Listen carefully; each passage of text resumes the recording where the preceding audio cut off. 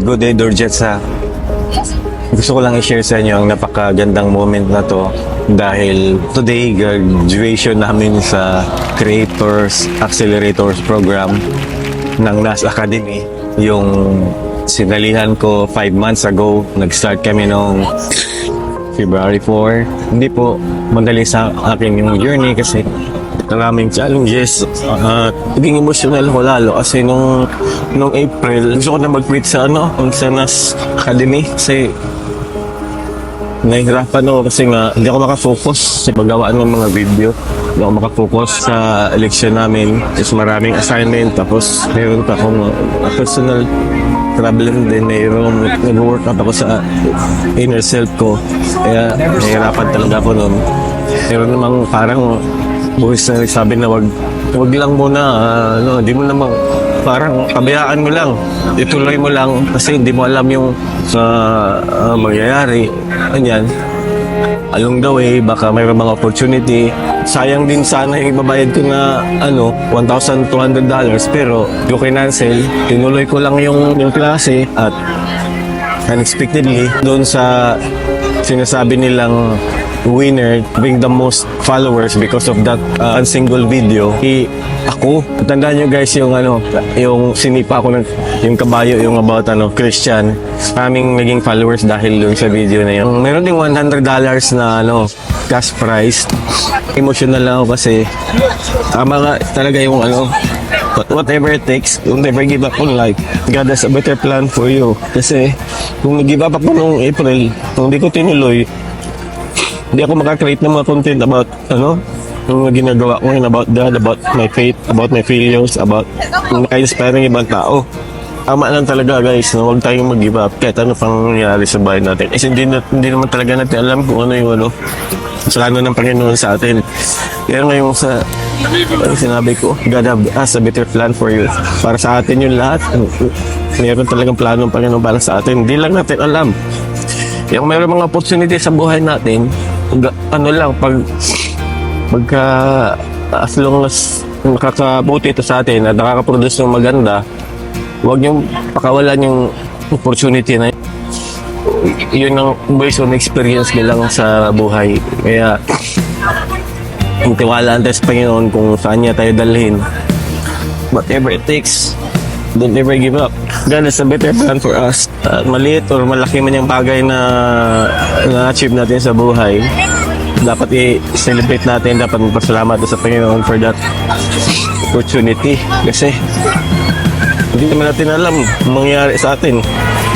Natin alam kung bukas andito pa tayo, mamaya andito pa tayo. Ang importante, we appreciate what God gave us at we always pursue, we always do God's will kahit na hindi tayo perfecto, magkasalanan, kahit nagkasala tayo, pero lagi nating tandaan na we are redeemed by the blood of Jesus. Kasi alam mo yung demonyo kasi, pag alam mo yung gusto mong magbago, gusto mong bumalik sa Panginoon. Ito yung natutunan ko rin doon sa sa life class namin yung natiran ko na sa Blessed City Church na weekend encounter. Nakita niya na gusto mo magbago, i-remind ka niya sa mga kasalanan.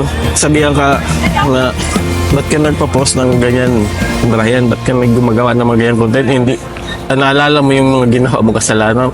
Ibabalik niya sa iyo guys yung mga kasalanan mo, which is nakaka-distract talaga, yung parang nakaka-discourage ka kasi naisip mo yung ginawa mong kasalanan Parang oo nga kaya mawawala ka sa focus. Yun pala ang ng demonyo. Meron na kayo marinig na salita na ganyan, bumubulong siya na naku, kitang tao lang yan, naku, salita ka ng tungkol sa Panginoon pero kung ginawa mo yung mga sekreto mo, makasalanan. Huwag yung pakinggan yun guys kasi gawa lang ng demonyo yan para hindi mo magawa yung gusto ng Panginoon para sa'yo.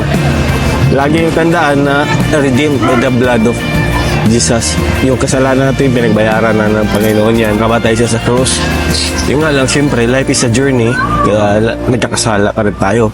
Pero, napaka-importante na ma-recognize natin yung kasalanan natin, na mayroon tayong willingness na magbago, na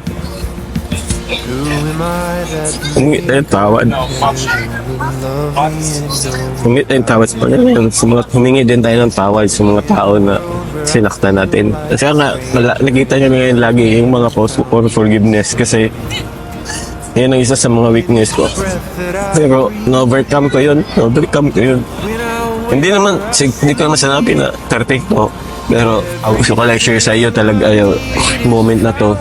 At sa lahat mo, sa inyo na tumutulong sa mga nag-follow, sa doon sa Share the Love, sa Humble Mission natin, sa mga nanood, sa mga matyagang pinanood ng buo yung video, sa mga nag-share.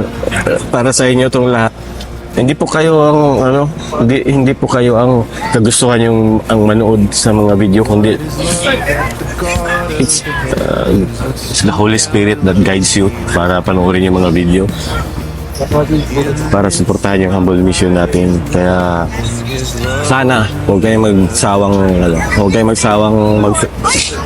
mag-share, manood, mag-comment sa mga natin, mga post natin, kasi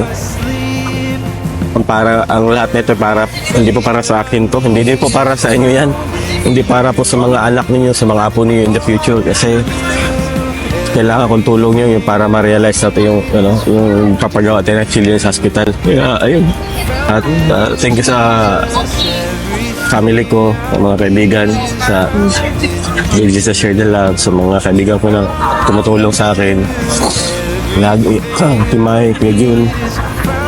Thank you po sa lahat. Thank you sa mga magulang ko, mga kapatid ko. I love you all. At lagi, guys, sinabi ko, whatever it takes, don't ever give up on life. Kasi, you'll never know. God has a better plan for you. I love you all.